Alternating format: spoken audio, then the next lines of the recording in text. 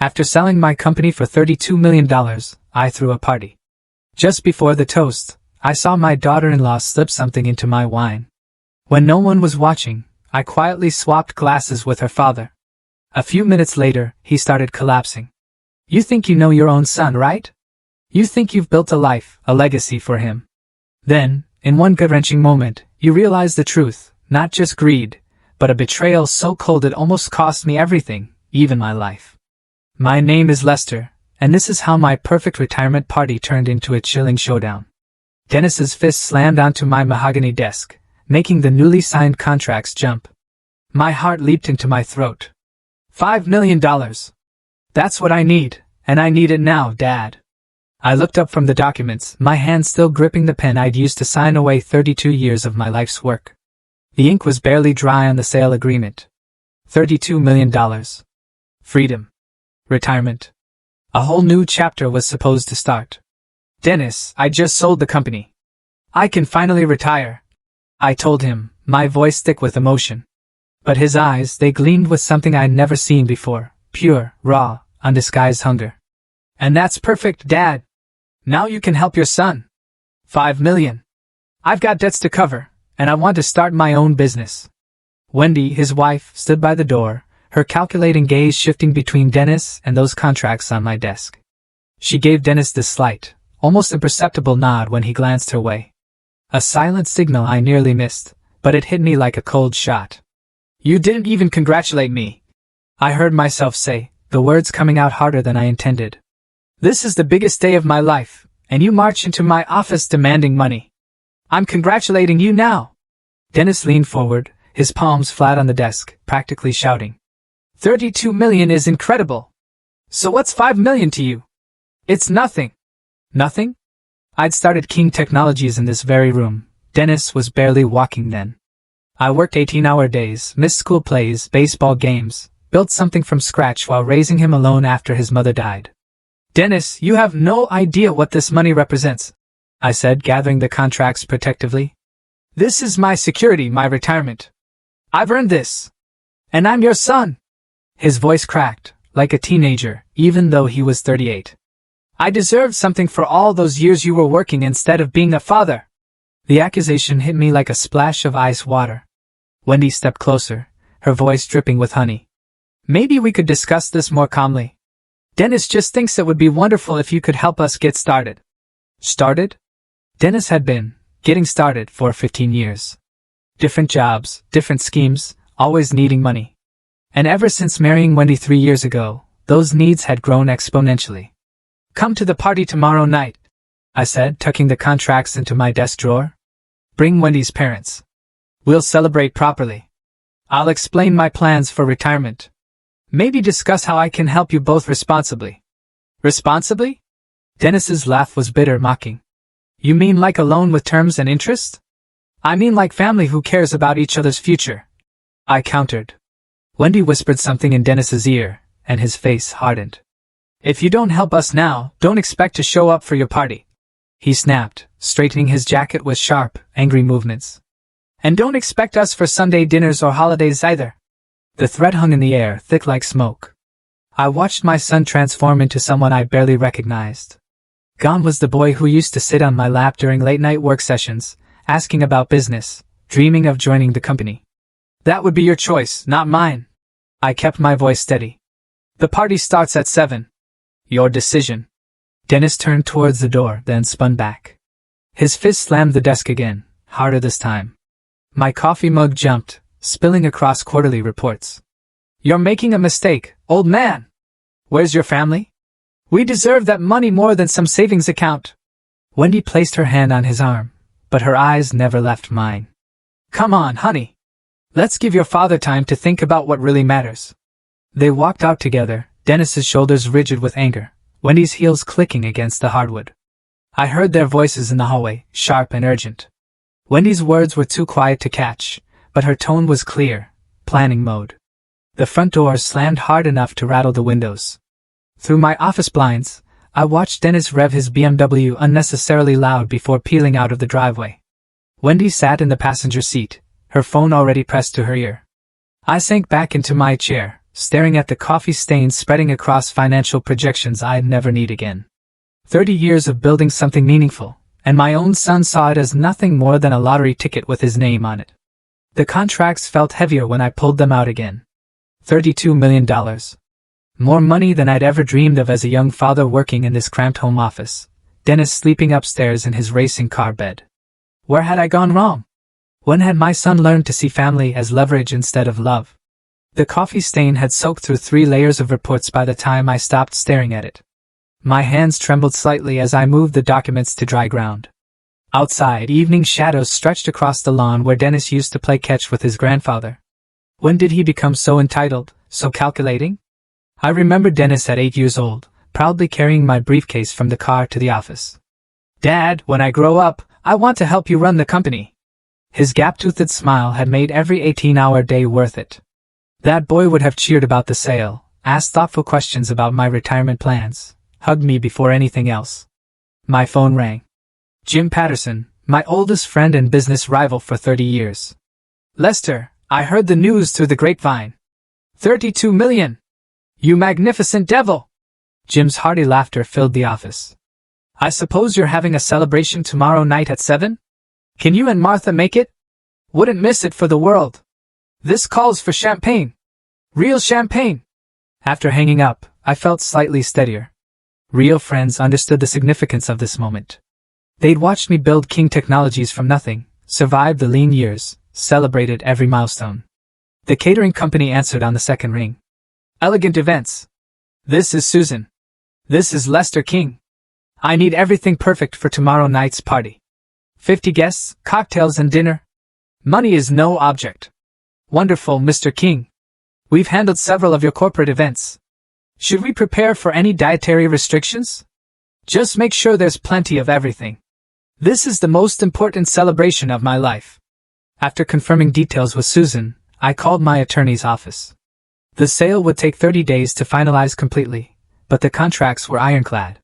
By Halloween, I'd be officially retired and wealthier than I'd ever imagined. The house felt different without Dennis's angry energy poisoning the air. Quieter, more like the home I'd loved for 25 years. I walked to the kitchen and opened a bottle of wine. Nothing fancy, just something to mark the moment properly. My phone buzzed. Dennis. I let it ring. 2 more calls followed in quick succession. Then a text. "Dad, we need to talk. This is important." Important to whom? Everything had always been important to Dennis when money was involved. His credit card bills, his car payments, his investment schemes that never panned out. But my achievements, my dreams, those had never seemed urgent enough for his attention.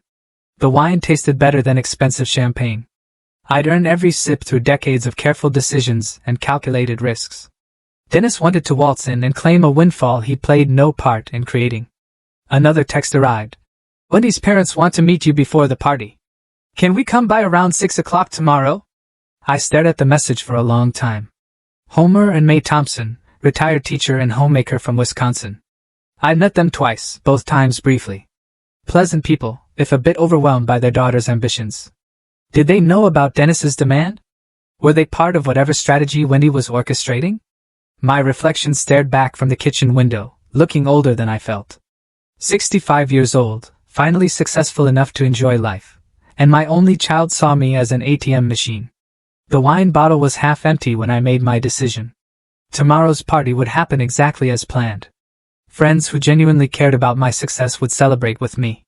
If Dennis chose to stay away, that would reveal everything I needed to know about his priorities. I turned off the kitchen lights and headed upstairs.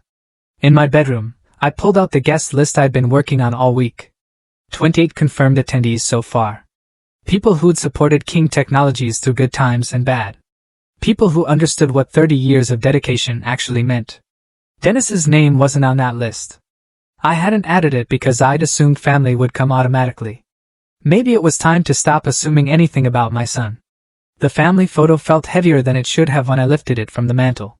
Dennis at age 10, gap-toothed grin stretching from ear to ear, standing beside me at the King Technologies ribbon-cutting ceremony for our first real office building. His small hand gripped my larger one with absolute trust. A hero worship shining in his eyes. I settled into my leather armchair, studying that innocent face. When had admiration curdled into entitlement? When had Wendy, not entirely fair, perhaps?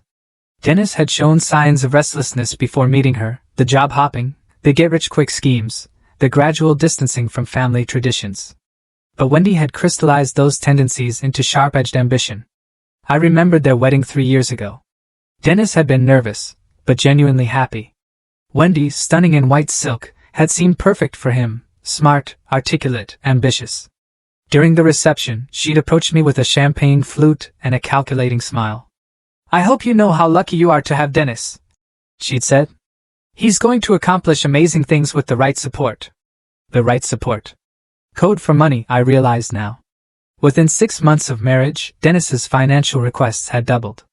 Better apartment, newer car, investment opportunities that always seemed to require immediate cash infusions. Wendy's influence wrapped around him like expensive perfume. Intoxicating and impossible to ignore. My phone buzzed again. This time I answered without checking the caller ID.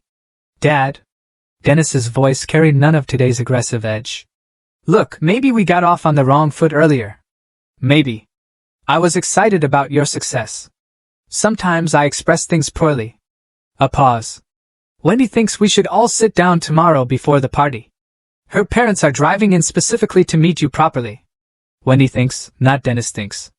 The distinction mattered.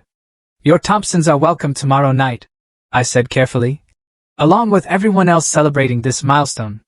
But Dad, we really need to discuss the financial situation privately first, as a family." Financial situation, as if my retirement planning was somehow their emergency. "Dennis, I'm not discussing money with you again until you demonstrate some basic respect for what I've accomplished." The words came out sharper than intended, but I didn't soften them. "Congratulations would be a good start." "I did congratulate you."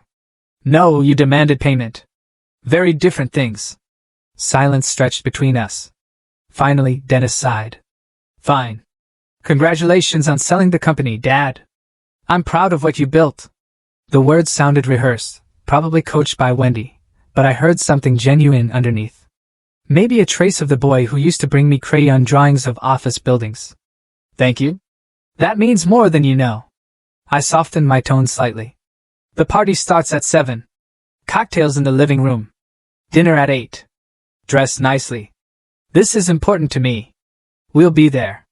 Another pause. "Dad, I really am sorry about earlier, the money talk. That wasn't how I meant to handle things." After hanging up, I felt cautiously optimistic.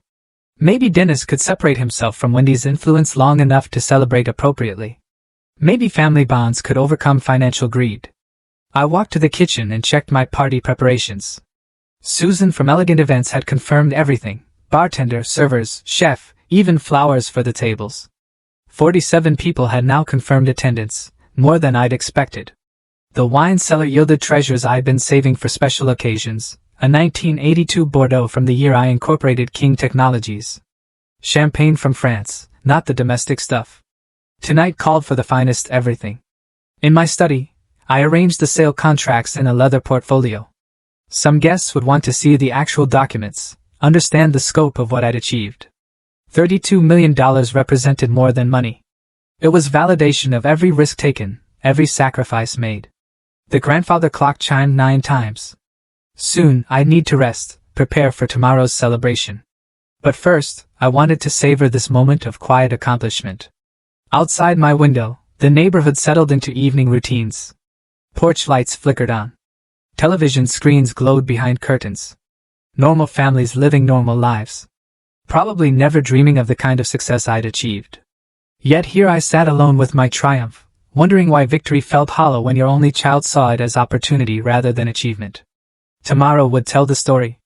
Either Dennis would remember how to be my son, or I'd finally understand that some relationships couldn't be forced. The contracts felt warm under my fingertips as I closed the portfolio. $32 million, freedom, independence, the power to choose who deserved my generosity and who had already revealed their true nature. For the first time all day, I smiled without reservation. The alarm jolted me awake at 8 sharp. Saturday morning, sunlight streamed through bedroom curtains, promising perfect weather for tonight's celebration. My first thought wasn't about Dennis's apology call. It was about the 27 confirmed guests who deserved an unforgettable evening. Coffee brewing, I spread my handwritten checklist across the kitchen table. Flowers from Millfield Gardens. Wine selection from Romano's Fine Spirits. Fresh oysters and imported cheeses from Delcroix Delicatessen. Everything had to be perfect. The morning air felt crisp against my face as I drove downtown. First stop, Romano's, where Vincent himself greeted me at the door. "Mr. King, I heard about your big sale. Congratulations." His genuine enthusiasm warmed me more than yesterday's family drama had chilled me. "Vincent, I need your finest bottles for tonight's retirement celebration." I surveyed his premium section with new eyes. Money was no longer a constraint. It was a tool for creating joy. Price is truly no object. My friends supported me for 30 years. They deserve champagne that costs more than most cars. 2 cases of Dom Perignon, 1996. 4 bottles of Chateau Margaux, 1995. Vincent loaded my trunk like he was handling crown jewels. $3,000 spent in 20 minutes, and I felt lighter with each purchase. Delcroix Delicatessen overwhelmed my senses. Aged Parmesan, fresh herbs, smoked salmon arranged like artwork. The owner, Marcel, personally selected each item while recounting stories of famous celebrations he'd catered. "Retirement after building an empire?" Marcel kissed his fingers. "This calls for our finest everything." Back home, I found controlled chaos. Susan's catering team had transformed my terrace into something from a magazine spread. White linens draped tables that sparkled with crystal glasses. Soft lighting wound through garden trellises. The sound system played jazz at conversation volume. "Mr. King, we need your approval on the appetizer arrangement." Sarah, Susan's assistant, gestured toward artistic displays of food that looked too beautiful to eat. I tasted everything: crab cakes with subtle spice, chocolate-dipped strawberries that burst with sweetness. Each bite represented years of sacrifice, finally paying dividends of pure pleasure. Perfect. Absolutely perfect. My hands stayed busy arranging personal touches Susan's team couldn't provide. Family photos strategically placed where guests could see my journey from young father to successful entrepreneur. The signed contracts displayed in my study for anyone curious about actual deal terms. Afternoon flew past in a productive blur. Sound system tested. Check. Lighting adjusted for golden hour ambience. Check. Bathroom stocked with premium soap and towels. Check. Every detail mattered because tonight proved that success meant more than money in the bank. At 4 o'clock, I stood on my terrace, surveying the transformation. Elegant tables waited for animated conversations. The bar gleamed with premium spirits. Soft music drifted through speakers hidden among flowers. This was what $32 million could buy.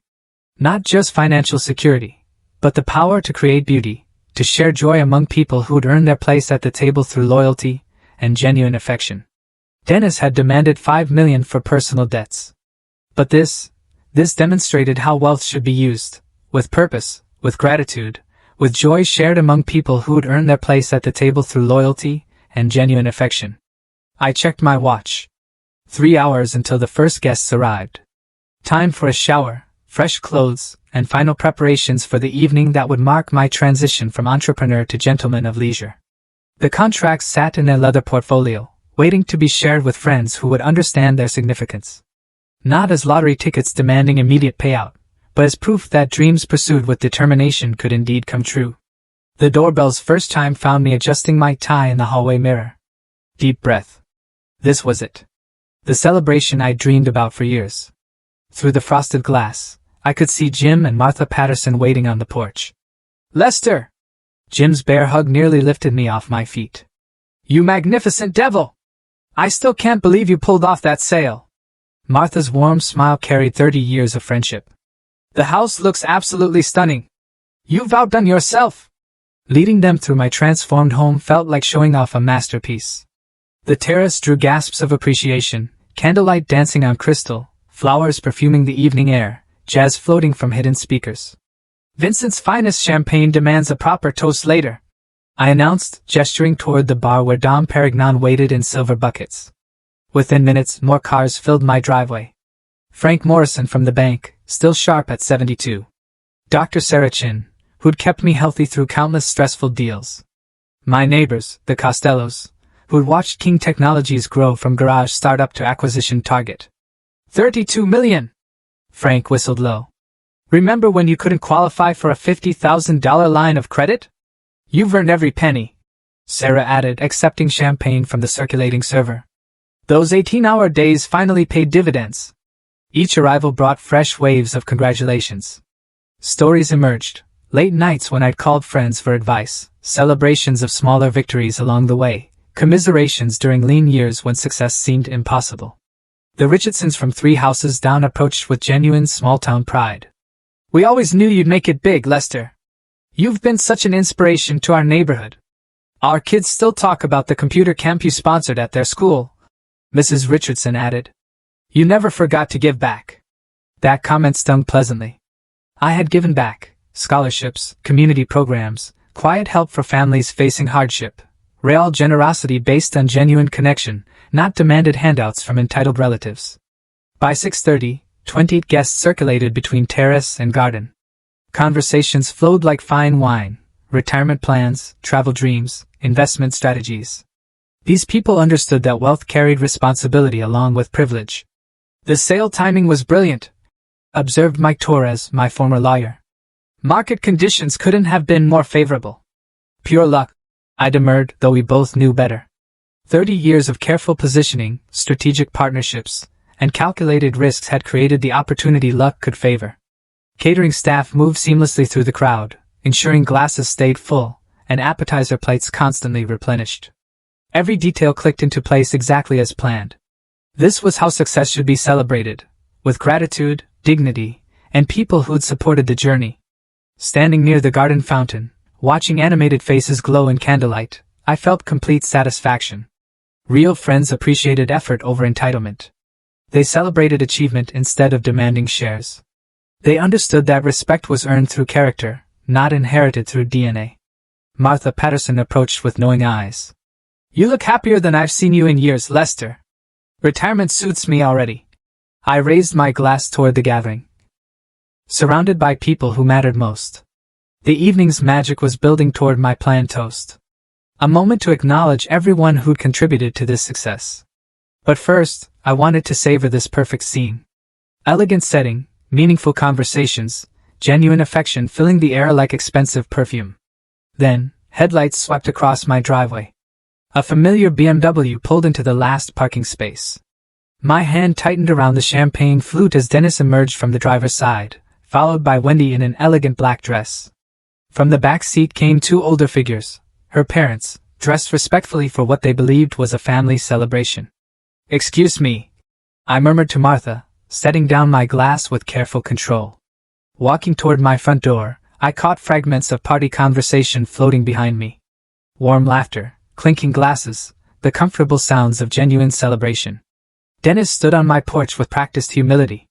Wendy beside him, holding a small wrapped box. Dad. Dennis's voice carried none of yesterday's aggressive demand. I owe you a massive apology for yesterday's behavior. Homer Thompson stepped forward, silver-haired and dignified in his best suit. Lester, congratulations on your well-deserved retirement. Dennis told us about this wonderful celebration. We're so grateful you included us. May added, her grandmotherly warmth immediately genuine. You've always been generous to our family. But my attention stayed fixed on Dennis. His eyes met mine directly, something that hadn't happened during yesterday's money demand. I was completely out of line. Dennis's words seemed rehearsed, but felt sincere. Your success should be celebrated, not exploited. I've been under tremendous stress with work, but that's no excuse for my behavior toward you. Wendy moved closer, her smile perfectly calibrated. Lester, Dennis felt terrible all night about how he spoke to you. We brought a small gift to show our appreciation for including us tonight. The wrapped box felt substantial in my hands. Expensive weight, suggesting thoughtful selection rather than last-minute guilt purchase. You built something incredible over 30 years. Dennis continued. I'm proud to be your son, and I should have said that first yesterday instead of... He gestured helplessly. Instead of what I did say. Standing there in my doorway, surrounded by the sounds of friends celebrating my achievement, I felt the sharp edges of yesterday's hurt beginning to soften. Maybe Dennis could separate himself from whatever pressure had driven his desperate demand. Maybe family relationships could survive financial stress. Thank you for coming. I stepped aside, gesturing them into my transformed home. The party's just getting started. Homer whistled appreciatively at the elegant setup. Dennis wasn't exaggerating about your beautiful home. This is magnificent. Leading them toward the terrace, I felt cautious optimism replacing yesterday's disappointment. Perhaps Dennis had spent the night reflecting on his behavior. Perhaps Wendy had counseled patience over immediate gratification. Perhaps tonight could bridge the gap yesterday had torn open. Lester, your decorations are absolutely stunning. Wendy's compliments seemed genuine as she surveyed candlelit tables and flower arrangements. What an amazing way to celebrate your achievement. My friends welcomed the family arrivals with typical warmth. Jim Patterson shook hands enthusiastically with Homer, immediately diving into conversation about teaching careers. Martha engaged May in animated discussion about gardening techniques. Everyone, I'd like you to meet my son Dennis and his wife Wendy, plus Wendy's parents, Homer and May Thompson. The introduction felt natural, healing some invisible wound from yesterday's confrontation. Dennis moved through introductions with genuine grace, asking thoughtful questions about my friendships and business relationships. No mention of money, no hints about financial expectations, just a son appearing proud of his father's accomplishments. Your father's been an inspiration to our entire community, Mrs. Richardson told Dennis warmly. He never forgot to help others, even while building his own success. That sounds exactly like Dad, Dennis replied, glancing my way with what looked like authentic admiration. Wendy positioned herself near the bar, charming the catering staff while offering to help refresh drinks. Her social skills impressed even my most discerning friends. She asked intelligent questions about retirement planning, showed genuine interest in family stories, played the perfect supportive daughter-in-law. We should add chairs for the family, I told Susan's assistant, who quickly arranged additional seating at the main table. The party atmosphere shifted subtly with family inclusion, more complete somehow, as if the celebration had been waiting for these final pieces. Homer's teaching stories entertained the group. May's quiet wisdom complemented more assertive personalities perfectly. Standing back near the garden fountain, I watched this perfect scene unfold. Friends and family mingling naturally. Meaningful conversations flowing between generations. My achievements celebrated by everyone who mattered most. This is exactly what I hoped for, I murmured to myself, watching Dennis laugh genuinely at one of Jim's business anecdotes. Maybe yesterday's conflict had been necessary, a clearing of air before true reconciliation. Maybe family bonds were stronger than momentary greed. Leading Dennis and his family toward the main seating area felt like completing a perfect picture. Homer immediately connected with Dr. Chin over shared stories about career transitions, while May charmed the Costellos with questions about their rose garden. Dad, you should tell everyone about that European river cruise you're planning. Dennis's enthusiasm seemed genuinely infectious as he helped refresh drinks for nearby guests. The suggestion sparked immediate interest. Jim leaned forward with his characteristic grin. Lester, you always said you'd see the Scottish Highlands when you retired. First stop after the sale finalizes completely, I confirmed, accepting a fresh glass of wine from Dennis. Scotland, then Ireland, maybe venture into Scandinavia. 30 years of 12-hour days earned you every mile of that adventure, Sarah added warmly. Wendy moved gracefully between guest groups. Her social skills, impressive even to my most discerning friends. She asked intelligent questions about my business relationships, showed genuine interest in retirement planning discussions, played the perfect supportive daughter-in-law role. Sarah, Lester has told us so much about your friendship over the years, Wendy said, settling beside the doctor. Dennis and I feel so grateful to be part of this celebration tonight. Family celebrations are the best kind, Sarah replied. This is exactly how success should be honored, with people who matter most. Dennis caught my eye across the terrace and raised his glass slightly, a son's salute to his father's achievement. The gesture erased lingering shadows from yesterday's confrontation. Whatever stress had driven his desperate money demand seemed resolved through tonight's genuine reconciliation. I can't believe I almost missed celebrating this incredible accomplishment, Dennis told Jim during a conversation about business strategy. My father built this company from absolutely nothing.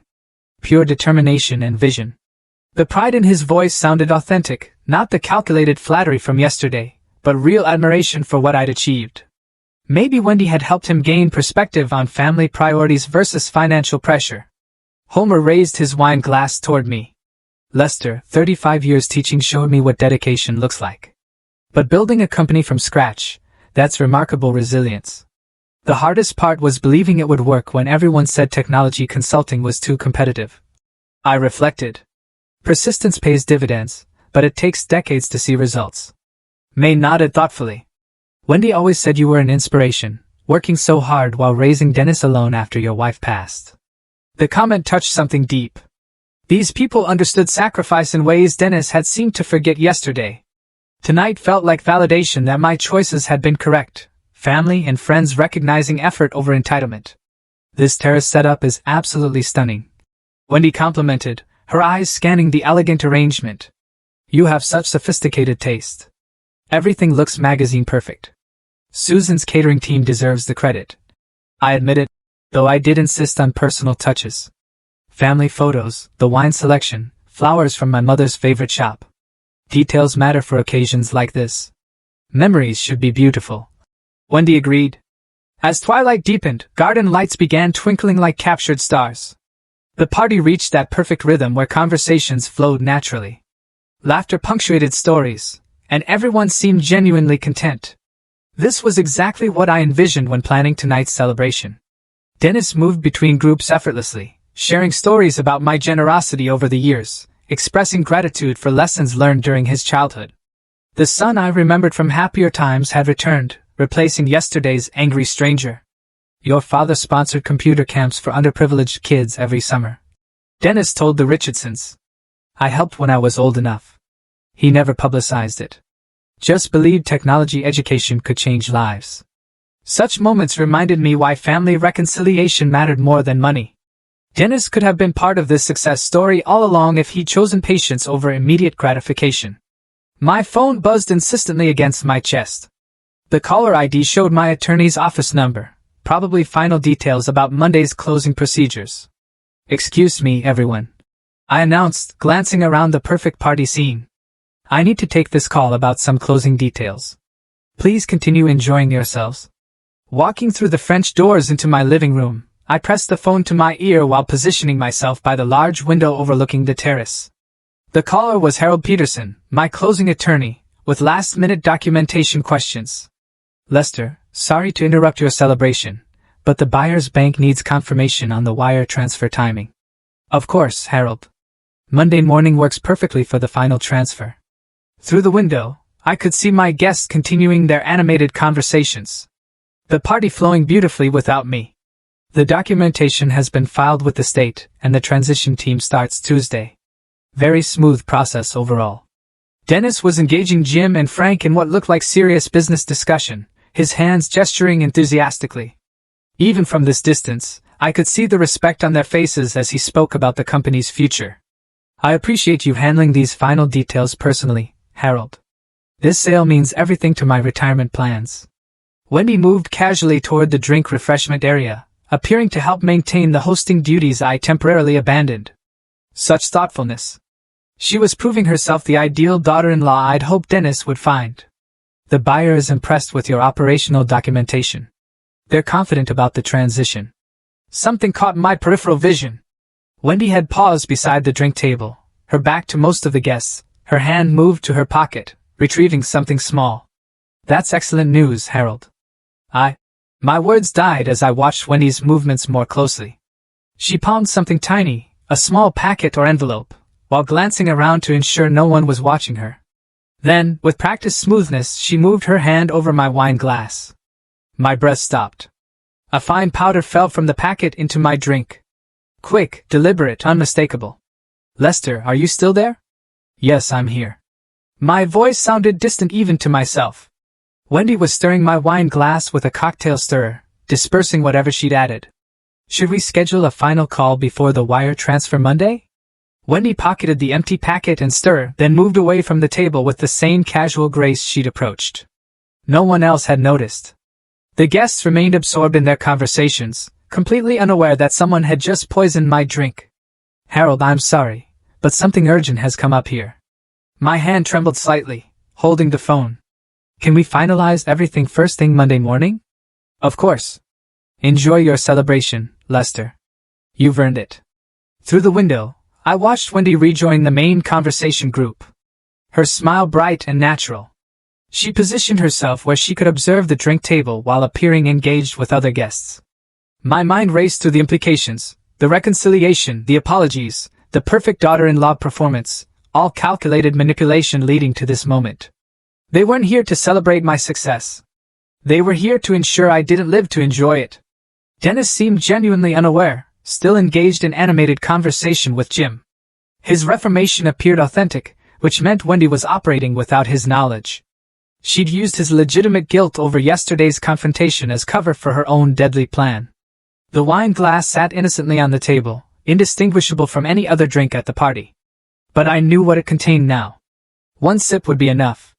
Whatever poison she'd used was likely fast-acting and designed to mimic a heart attack or stroke, a wealthy 65-year-old man celebrating with alcohol. Who would question a sudden medical emergency? But she'd made one critical mistake.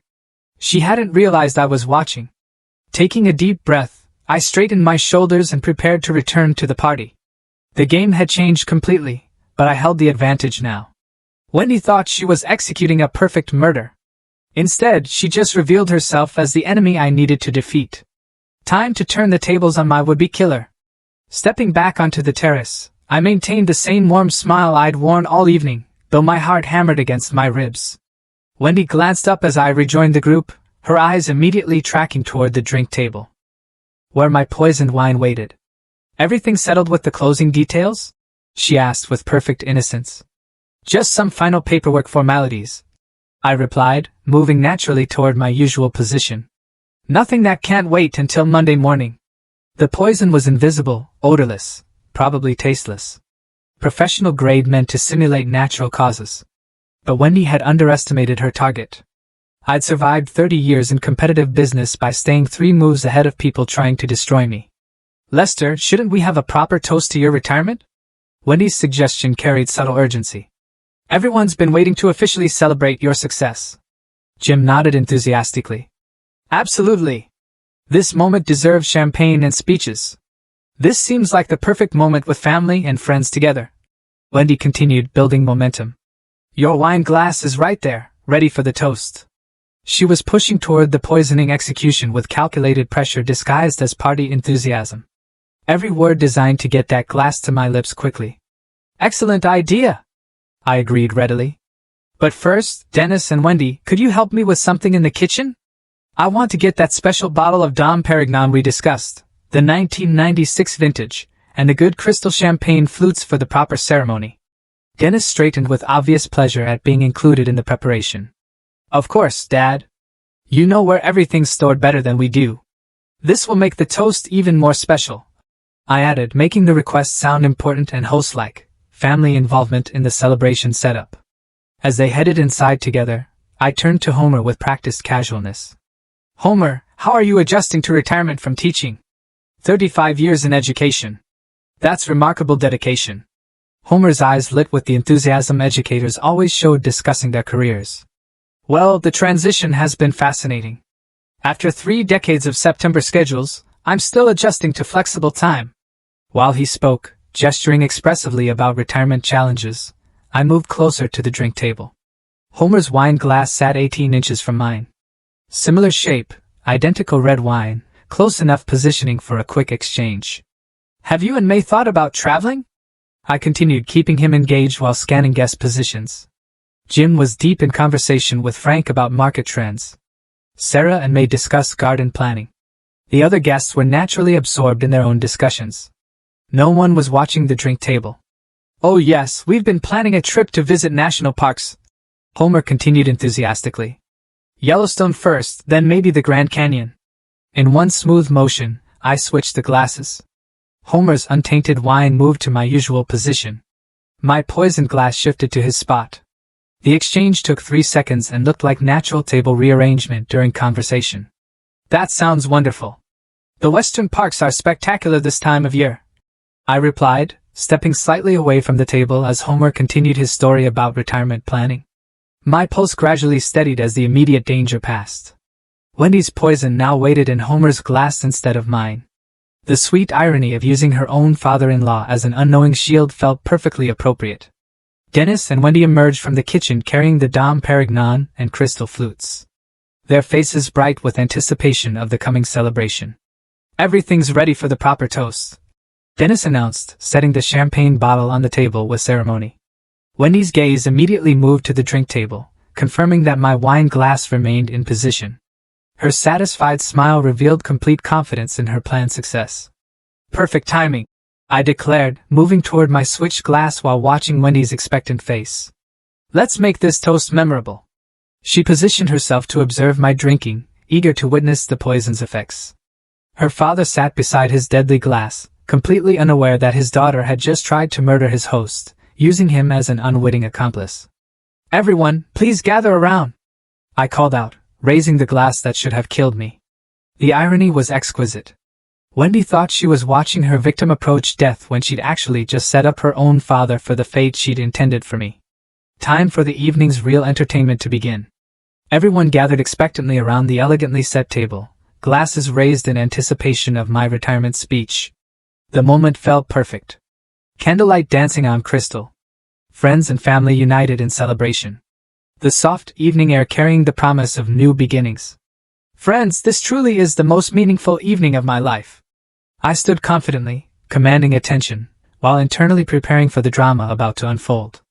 30 years of building something from nothing, and here I am, surrounded by people who matter. Wendy positioned herself with a clear view of my wine glass, her eyes bright with anticipation.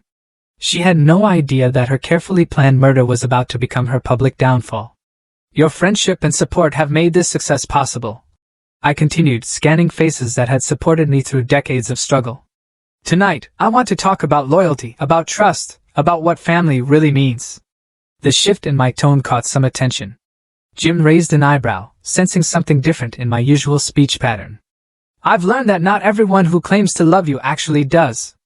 My gaze moved deliberately toward Wendy, whose confident smile faltered slightly. "Some people see success and think only of what they can take from it." Dennis leaned forward, confused by the growing tension in what should have been a celebratory moment. The other guests exchanged glances, uncertain where this speech was heading. "Unfortunately, not everyone here tonight shares that genuine affection." I paused, letting the weight of my words settle over the silent gathering. "In fact, someone at this very table tried to poison me just minutes ago." Shocked gasps rippled through the crowd. Wendy's face went white, her eyes darting between me and the drink table as she tried to process how her plan had gone wrong. "Homer, stop!" I shouted as he raised his wine glass toward his lips. "Don't drink that wine. It contains poison." Homer froze mid-motion, the glass trembling inches from his mouth. Around the table, guests recoiled in horror, several setting down their own drinks in alarm. "What are you talking about?" Dennis stood up, his voice cracking with confusion. "Dad, what's going on, Wendy? Would you like to explain what you put in my wine glass?" I turned to face her directly, my voice carrying the authority of absolute certainty. "I saw you at something from a small packet while I was taking that phone call inside." "That's absolutely ridiculous." Wendy's voice pitched higher with panic. "Why would I poison anyone? This is insane." But her face betrayed everything. The color draining from her cheeks, her hands trembling as she gripped the back of her chair, her eyes calculating escape routes even as she protested innocence. "You looked around to make sure no one was watching." I continued relentlessly. "You stirred it in, then pocketed the evidence immediately afterward." Dennis stared at his wife with growing horror. "Wendy, tell him he's wrong. Tell everyone this is some kind of mistake." "Of course, it's a mistake," she snapped, but her voice carried desperation now. "Lester, you must have seen something else. I was just helping with the drinks." Homer still held the poisoned glass, staring at it with dawning understanding of how close he'd come to death. May clutched his arm, tears streaming down her face. "Fine," I said calmly. "Let's settle this scientifically. We'll take that wine to a laboratory for analysis. If I'm wrong, I'll apologize publicly to everyone here. If I'm right." I reached toward Homer's glass. "This will prove attempted murder. Let me just secure this evidence." Wendy lunged forward with sudden desperation, her calculated facade cracking completely. "You can't." She stumbled against the table leg with theatrical clumsiness, her hand striking the wine glass. Crystal shattered against stone. Red wine splashed across the terrace. Evidence destroyed in one accidental moment. "Oh no!" Wendy gasped, her performance unconvincing. I'm so clumsy. I'm so sorry. The silence that followed was deafening. Even Dennis stared at his wife with undisguised suspicion. How convenient, I said quietly, and everyone understood exactly what they'd witnessed. The shattered glass caught candlelight like scattered diamonds on the stone terrace. Wendy knelt beside the mess, making a show of trying to clean up while avoiding everyone's accusatory stares. That was no accident, Wendy. I stood over her, my voice carrying the weight of absolute judgment. You destroyed the evidence because you knew exactly what that laboratory analysis would reveal. I don't have to listen to these wild accusations. She shot to her feet, her composure finally cracking completely. Mascara streaked down her cheeks as panic replaced calculation. This is ridiculous. Dennis. Dennis stepped between us, but his voice lacked conviction. Dad, maybe there's some explanation. The explanation is simple. I kept my eyes fixed on Wendy's guilty face. Your wife came here tonight to murder me for my money. She used your genuine reconciliation as cover for attempted homicide. That's a lie. Wendy's voice rose to near hysteria. Dennis, are you going to let him talk about me this way? But Dennis was staring at his wife with dawning recognition. The money demanded yesterday. You pushed me to ask for $5 million. You said we deserved it immediately. You needed help with your debts. Wendy snapped, then caught herself, revealing too much. What debts? Homer asked quietly, his voice heavy with disappointment. Wendy, what have you done? Jim stepped forward, his lawyer instincts engaged. Lester, what exactly did you witness? I saw her add powder from a small packet into my wine glass while I was on the phone inside.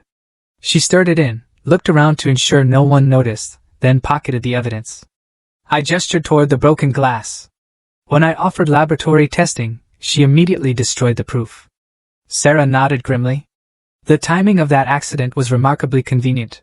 Wendy's eyes darted between the faces surrounding her. Guests who moments before had welcomed her warmly, now looking at her with disgust and suspicion. Even Dennis was stepping back, creating physical distance as emotional distance grew. We don't have to stay here and be insulted. She grabbed her purse from a nearby chair, her movements sharp with desperation. Dennis, we're leaving now. Wendy, wait. Dennis looked torn between wife and father, but the evidence was overwhelming. Maybe we should explain. There's nothing to explain because I didn't do anything wrong. But her voice carried the shrill edge of trapped guilt. Come on, we're going home. She stalked toward the house, her high heels clicking angrily against stone. Dennis followed reluctantly, glancing back with an expression of confused shame. Dad, I don't know what to say. The truth would be a good start. I replied, but not unkindly.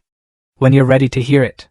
Homer and May remained frozen by the drink table, their faces etched with heartbreak and humiliation. Around us, party guests murmured among themselves, processing the dramatic revelation that had shattered what should have been a perfect celebration.